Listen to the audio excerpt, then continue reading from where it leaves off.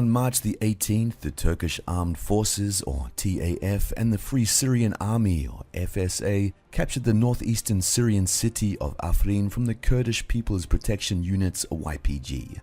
Later on the same day, the TAF and the FSA established control over all villages which had remained under the YPG control north and northwest of the city. The YPG had de facto withdrawn from its stronghold of Afrin without any serious resistance to the TAF and the FSA, confirming a full collapse of the YPG defense in Afrin.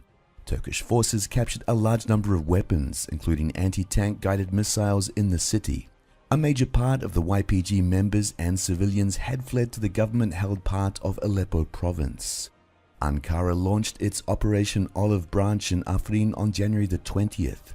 Since then, Turkish forces had captured over 200 various localities across the area. The operation reportedly involved over 6,400 Turkish service members and over 10,000 FSA members, supported by various military equipment, artillery pieces, and aircraft. On March the 18th, Turkish President Erdogan said that 3,603 so-called terrorists had been neutralized in the operation. He added that 46 Turkish service members had been killed and 225 others had been injured in Afrin clashes.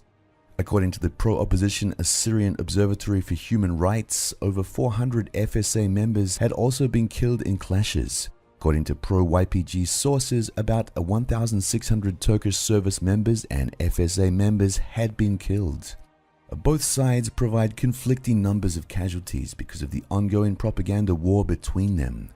Ankara describes the YPG as a Syrian branch of the Kurdistan Workers' Party, or PKK, which had been waging militancy against the Turkish state. Thus, Turkey sees the YPG and the US support to the YPG as a threat to its national security.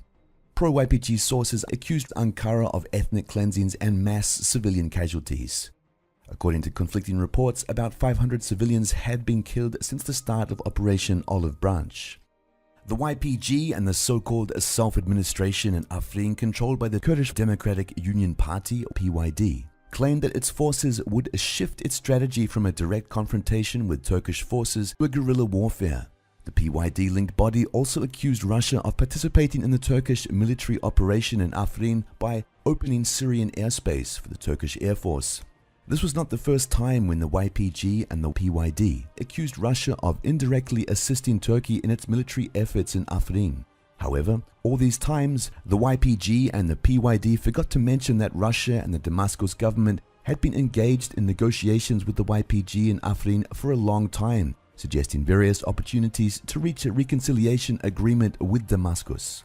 Such an agreement would allow Syria to deploy its forces as well as to expand a network of Russian observation posts in the Afrin area.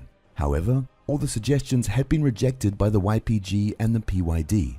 The Kurdish leadership has not been ready to exchange even a part of its political and military power in the area on an opportunity to save Afrin from Turkish forces.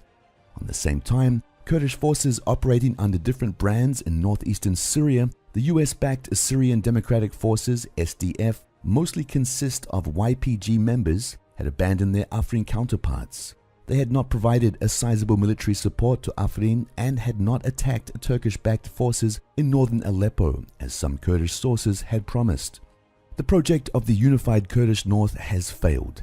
Different Kurdish factions, even operating under the same brands, the SDF, the YPG, the PYD, and others, have appeared to be incapable to unite even in the face of the Turkish advance on Afrin.